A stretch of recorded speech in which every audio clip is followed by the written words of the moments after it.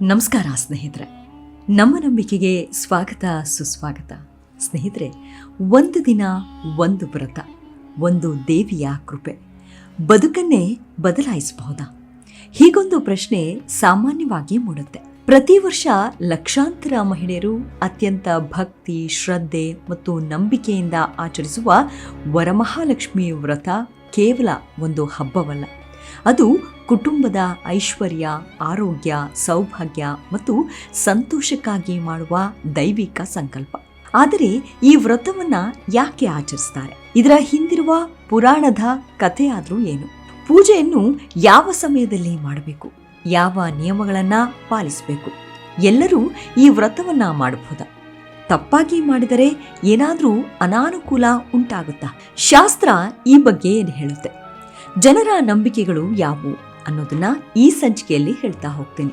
ಹಾಗೆ 2026ರ ವರಮಹಾಲಕ್ಷ್ಮಿ ಹಬ್ಬದ ಮಹತ್ವದ ಆಚರಣೆಗಳು, ಪೂಜಾ ವಿಧಾನದ ವ್ರತ ನಿಯಮಗಳು, ಅನುಕೂಲಗಳು, ಜನಪ್ರಚಲಿತ ನಂಬಿಕೆಗಳು ಹಾಗೂ ಮಾಡಬಾರದ ಸಾಮಾನ್ಯ ತಪ್ಪುಗಳ ಬಗ್ಗೆ ವಿವರವಾಗಿ ತಿಳಿದುಕೊಳ್ತಾ ಹೋಗೋಣ.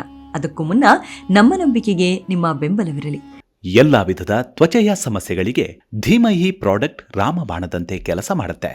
ಕೇವಲ 3 ದಿನದಲ್ಲೇ ವ್ಯತ್ಯಾಸ ನೋಡ್ತೀರಾ. ಯಾವುದೇ ಅಡ್ಡ ಪರಿಣಾಮಗಳಿಲ್ಲ.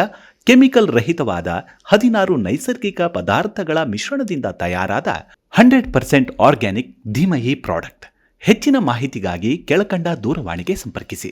ಸ್ನೇಹಿತರೆ, ಭಾರತೀಯ ಸಂಸ್ಕೃತಿಯಲ್ಲಿ ಲಕ್ಷ್ಮೀ ದೇವಿಯನ್ನು ಧನ, ಧಾನ್ಯ, ಸಮೃದ್ಧಿ, ಸೌಭಾಗ್ಯ ಮತ್ತು ಮಂಗಳದ ಅಧಿದೇವತೆಯಾಗಿ ಪೂಜಿಸಲಾಗುತ್ತದೆ. ವರ್ಷದಲ್ಲಿ ಬರುವ ಅನೇಕ ಲಕ್ಷ್ಮೀ ಪೂಜೆಗಳ ಪೈಕಿ ವರಮಹಾಲಕ್ಷ್ಮಿ ವ್ರತಕ್ಕೆ ವಿಶೇಷ ಸ್ಥಾನವಿದೆ.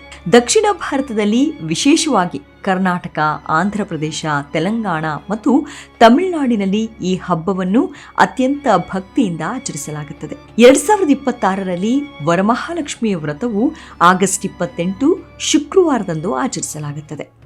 ಸಾಮಾನ್ಯವಾಗಿ ಶ್ರಾವಣ ಮಾಸದ ಪೂರ್ಣಿಮೆಗೆ ಮುಂಚಿನ ಶುಕ್ರವಾರ ಈ ವ್ರತವನ್ನ ಆಚರಿಸಲಾಗುತ್ತದೆ. ಪಂಚಾಂಗದ ಪ್ರಕಾರ ಸ್ಥಳಾನುಸಾರ ಶುಭ ಸಮಯದಲ್ಲಿ ಪೂಜೆ ಮಾಡುವುದು ಉತ್ತಮ. ಪುರಾಣಗಳಲ್ಲಿ ವರಮಹಾಲಕ್ಷ್ಮಿ ವ್ರತದ ಮಹತ್ವವನ್ನು ವಿವರಿಸಲಾಗಿದೆ.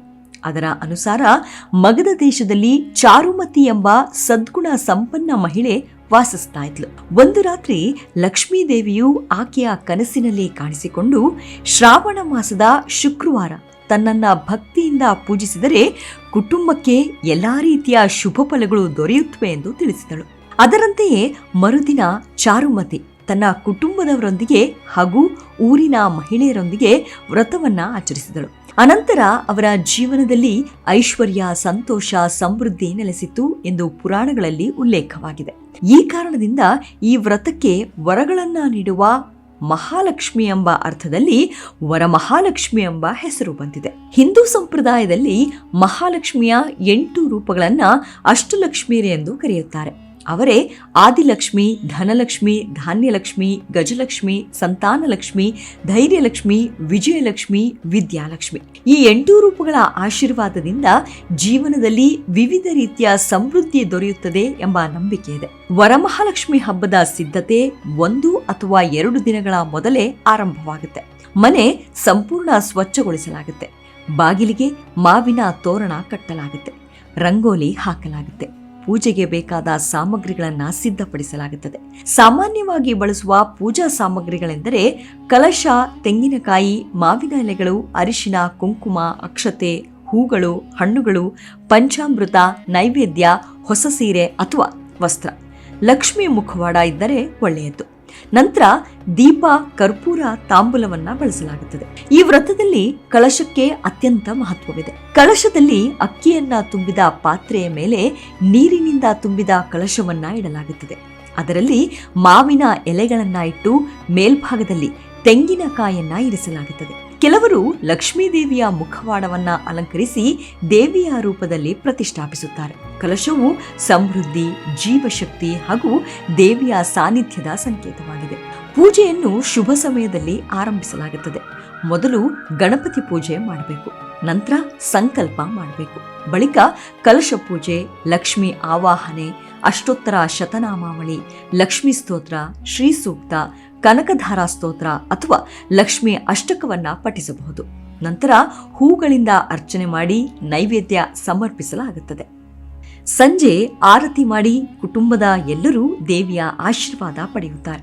ವರಮಹಾಲಕ್ಷ್ಮಿಯ ವ್ರತದಲ್ಲಿ ಸಾಮಾನ್ಯವಾಗಿ ಪಾಲಿಸಲಾಗುವ ನಿಯಮಗಳೆಂದರೆ ಬೆಳಗ್ಗೆ ಬೇಗ ಎದ್ದು ಸ್ನಾನ ಮಾಡುವುದು, ಸಾಧ್ಯವಾದರೆ ಉಪವಾಸ ಅಥವಾ ಸಾತ್ವಿಕ ಆಹಾರ ಸೇವಿಸುವುದು, ಮನೆಯಲ್ಲಿ ಶುದ್ಧತೆ ಕಾಪಾಡುವುದು, ದೇವಿಯ ಪೂಜೆಯನ್ನು ಭಕ್ತಿಯಿಂದ ಮಾಡುವುದು, ಕೋಪ, ಸುಳ್ಳು ಹಾಗೂ ಅಶುದ್ಧ ಮಾತುಗಳನ್ನು ತಪ್ಪಿಸುವುದು, ದಾನ ಮತ್ತು ಅನ್ನದಾನಕ್ಕೆ ಮಹತ್ವ ನೀಡುವುದು, ಸುಮಂಗಲಿಯರಿಗೆ ಅರಿಶಿನ, ಕುಂಕುಮ, ತಾಂಬೂಲ ನೀಡುವುದು. ಇವು ಸಂಪ್ರದಾಯದಲ್ಲಿ ಸಾಮಾನ್ಯವಾಗಿ ಅನುಸರಿಸಲ್ಪಡುವ ಆಚರಣೆಗಳಾಗಿದ್ದು ಕುಟುಂಬ ಮತ್ತು ಪ್ರದೇಶ ಅನುಸಾರ ವ್ಯತ್ಯಾಸಗಳಿರಬಹುದು. ಇನ್ನು ಮತ್ತೊಂದು ಗೊಂದಲ ಅಂದರೆ ಮಹಿಳೆಯರು ಮಾತ್ರ ವ್ರತ ಮಾಡಬೇಕಾ ಅನ್ನೋದು. ಸಾಮಾನ್ಯವಾಗಿ ವಿವಾಹಿತ ಮಹಿಳೆಯರು ಈ ವ್ರತವನ್ನ ಹೆಚ್ಚು ಆಚರಿಸ್ತಾರೆ. ಆದರೆ ಅವಿವಾಹಿತ ಮಹಿಳೆಯರು, ಪುರುಷರು ಅಥವಾ ಕುಟುಂಬದ ಇತರೆ ಸದಸ್ಯರು ಕೂಡ ಭಕ್ತಿಯಿಂದ ಲಕ್ಷ್ಮೀ ಪೂಜೆ ಮಾಡಬಹುದು. ದೇವರ ಆರಾಧನೆಯಲ್ಲಿ ಭಕ್ತಿಯೇ ಮುಖ್ಯವಾದದ್ದು. ಭಕ್ತರು ಮತ್ತು ಸಂಪ್ರದಾಯದ ಪ್ರಕಾರ ಈ ವ್ರತದಿಂದ ಕೆಲವರು ಶುಭ ಫಲಗಳನ್ನು ಕೋರುತ್ತಾರೆ. ಅದೇನೆಂದರೆ ಕುಟುಂಬದಲ್ಲಿ ಐಶ್ವರ್ಯ ವೃದ್ಧಿಯಾಗಲಿ ಎಂಬ ಪ್ರಾರ್ಥನೆ, ಆರೋಗ್ಯ ಮತ್ತು ನೆಮ್ಮದಿ, ದಾಂಪತ್ಯ ಸುಖ, ಸಂತಾನ ಕ್ಷೇಮ, ವ್ಯಾಪಾರ ಹಾಗೂ ಉದ್ಯೋಗದಲ್ಲಿ ಅಭಿವೃದ್ಧಿ, ಮನೆಯಲ್ಲಿ ಶಾಂತಿ ಮತ್ತು ಮಂಗಳ. ಈ ಫಲಗಳು ಧಾರ್ಮಿಕ ನಂಬಿಕೆಗಳ ಆಧಾರಿತವಾಗಿದ್ದು ವ್ಯಕ್ತಿಯ ಆಧ್ಯಾತ್ಮಿಕ ದೃಷ್ಟಿಕೋನಕ್ಕೆ ಅನುಗುಣವಾಗಿ ಅರ್ಥೈಸಲಾಗುತ್ತದೆ. ಅನಾನುಕೂಲಗಳ ಬಗ್ಗೆ ಇರುವ ನಂಬಿಕೆ ಕೆಲವರು ಪೂಜೆಯಲ್ಲಿ ಸಣ್ಣ ತಪ್ಪಾದರೂ ದೇವಿಯ ಕೋಪಕ್ಕೆ ಗುರಿಯಾಗಬೇಕಾಗುತ್ತದೆ ಎನ್ನುವುದಿದೆ.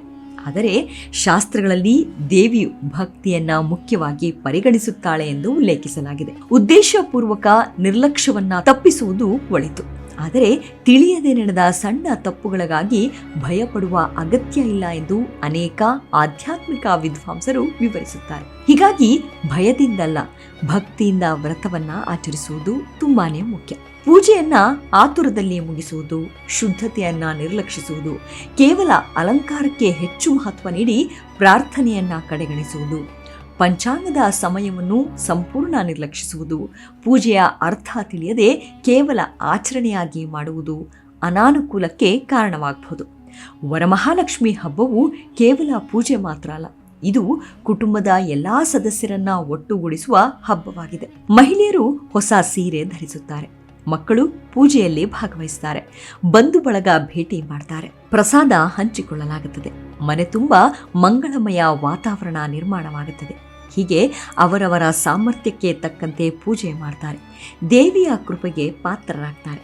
ಮತ್ತು ಕೆಲವರು ದಾನ ಧರ್ಮ ಮಾಡ್ತಾರೆ. ಹೀಗೆ ಹಿಂದೂ ಧರ್ಮದಲ್ಲಿ ದಾನಕ್ಕೆ ವಿಶೇಷ ಸ್ಥಾನವಿದೆ. ಈ ದಿನ ಬಡವರಿಗೆ ಅನ್ನದಾನ, ವಸ್ತ್ರದಾನ ಅಥವಾ ಸಾಧ್ಯವಾದ ಸಹಾಯ ಮಾಡುವುದರಿಂದ ಪೂಜೆಯ ಪುಣ್ಯ ಇನ್ನಷ್ಟು ಹೆಚ್ಚುತ್ತದೆ ಎಂಬ ನಂಬಿಕೆ ಕೂಡ ಇದೆ. ದಾನವು ಕರುಣೆ, ಹಂಚಿಕೆ ಮತ್ತು ಮಾನವೀಯತೆಯ ಸಂಕೇತವಾಗಿದೆ. ಇತ್ತೀಚಿನ ದಿನಗಳಲ್ಲಿ ಪರಿಸರ ಸಂರಕ್ಷಣೆಯು ಮುಖ್ಯವಾಗಿದೆ. ಪ್ಲಾಸ್ಟಿಕ್ ಅಲಂಕಾರಗಳ ಬದಲು ನೈಸರ್ಗಿಕ ಹೂವುಗಳು, ಎಲೆಗಳು ಮತ್ತು ಮಣ್ಣಿನ ದೀಪಗಳನ್ನು ಬಳಸುವುದು ಉತ್ತಮ. ಪೂಜೆಯ ನಂತರ ಸರಿಯಾದ ರೀತಿಯಲ್ಲಿ ವಿಲೇವಾರಿ ಮಾಡುವುದು ಪರಿಸರದ ಮೇಲಿನ ಜವಾಬ್ದಾರಿಯೂ ಆಗಿದೆ. ಇಂದಿನ ವೇಗದ ಜೀವನದಲ್ಲಿ ಕುಟುಂಬದವರು ಒಟ್ಟಿಗೆ ಕೂತು ಪ್ರಾರ್ಥನೆ ಮಾಡುವ ಸಂದರ್ಭಗಳು ಕಡಿಮೆಯಾಗ್ತಾ ಇವೆ. ಅಂಥ ಸಂದರ್ಭದಲ್ಲಿ ವರಮಹಾಲಕ್ಷ್ಮಿ ಹಬ್ಬವು ಕುಟುಂಬದ ಏಕತೆ, ಪರಸ್ಪರ ಪ್ರೀತಿ, ಸಂಸ್ಕೃತಿ ಮತ್ತು ಆಧ್ಯಾತ್ಮಿಕ ಮೌಲ್ಯಗಳನ್ನು ಉಳಿಸಿಕೊಳ್ಳುವ ಸುಂದರ ಅವಕಾಶವಾಗಿದೆ. ಈ ಹಬ್ಬವು ಕೇವಲ ಧನಸಂಪತ್ತಿನ ಪ್ರಾರ್ಥನೆಯಲ್ಲ, ಮನಸ್ಸಿನ ಶಾಂತಿ, ತೃಪ್ತಿ ಮತ್ತು ಉತ್ತಮ ಬದುಕಿನ ಸಂಕಲ್ಪವೂ ಆಗಿದೆ. ಸ್ನೇಹಿತರೆ, ವರಮಹಾಲಕ್ಷ್ಮಿಯ ವ್ರತವು ಭಕ್ತಿ, ಶ್ರದ್ಧೆ ಮತ್ತು ಸದುದ್ದೇಶದ ಸಂಕೇತವಾಗಿದೆ. ಈ ಹಬ್ಬವನ್ನು ಶಾಸ್ತ್ರೋಕ್ತವಾಗಿ ಆಚರಿಸುವುದರ ಜೊತೆಗೆ ಅದರ ನಿಜವಾದ ಸಂದೇಶವಾದ ಪ್ರೀತಿ, ದಾನ, ಶುದ್ಧತೆ, ಸೌಹಾರ್ದತೆ ಮತ್ತು ಕುಟುಂಬದ ಏಕತೆಯನ್ನು ಜೀವನದಲ್ಲಿ ಅಳವಡಿಸಿಕೊಂಡರೆ ಅದುವೇ ದೇವಿಗೆ ಸಲ್ಲಿಸುವ ಅತ್ಯುತ್ತಮ ಪೂಜೆಯಾಗುತ್ತದೆ. ನೀವು ಈ ವರ್ಷವೂ ಭಕ್ತಿಯಿಂದ ವರಮಹಾಲಕ್ಷ್ಮಿ ವ್ರತವನ್ನು ಆಚರಿಸಿ ನಿಮ್ಮ ಕುಟುಂಬದಲ್ಲಿ ಸುಖ, ಶಾಂತಿ, ಆರೋಗ್ಯ ಮತ್ತು ಸಮೃದ್ಧಿ ಸದಾ ನೆಲೆಸಿರಲಿ ಎಂಬ ಹಾರೈಕೆಯೊಂದಿಗೆ ಈ ವಿಡಿಯೋವನ್ನು ಮುಕ್ತಾಯಗೊಳಿಸುತ್ತಿದ್ದೇನೆ. ಮುಂದಿನ ಸಂಚಿಕೆಯಲ್ಲಿ ಮತ್ತೆ ಸಿಗೋಣ. ಅಲ್ಲಿಯವರೆಗೂ ನಿಮ್ಮ ಆರೋಗ್ಯದ ಕಡೆ ಗಮನವಿರಲಿ. Take care. ನಮಸ್ಕಾರ.